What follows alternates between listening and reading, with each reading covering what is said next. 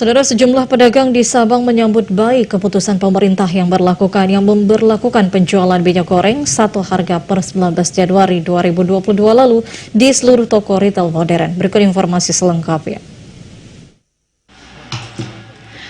Pemerintah melalui Kementerian Perdagangan memperlakukan penjualan minyak goreng satu harga per tanggal 19 Januari 2022 di seluruh toko retail modern. Sementara itu, penyesuaian harga minyak goreng di pasar tradisional akan berlaku dalam 1 minggu setelahnya. Menteri Perdagangan Muhammad Lutfi menuturkan dalam menjamin persetujuan produsen dan pengusaha retail, pemerintah menggelontorkan dana sebanyak 7,6 triliun rupiah yang digunakan untuk membiayai penstabilan harga. Keputusan pemerintah ini disambut baik oleh pedagang dan masyarakat di Sabang. Sejumlah pedagang mengaku harga minyak goreng curah saat ini mencapai Rp21.000 per kilogram. Sementara harga minyak goreng kemasan bervariasi antara Rp18.000 hingga Rp23.000 per kemasan isi 1 liter.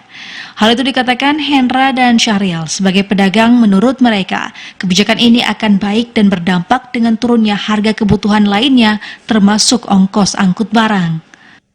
Untuk keputusan dari pemerintah masalah satu harga minyak makan ini, saya pribadi setuju nih Bang. Nah, efeknya banyak untuk kenaikan harga-harga barang yang lain. Jadi untuk sosialisasinya ke depannya, seandainya memang sudah ada keluar keputusan seperti itu, kita habisin stok yang lama dulu nih Bang. Bagus lah kalau itu Bang, lebih bagus kalau turun kan, kalau meningkat ini orang pada langsung masyarakat kita. Ya sangat berpengaruh Bang, apalagi keadaan seperti ini kan.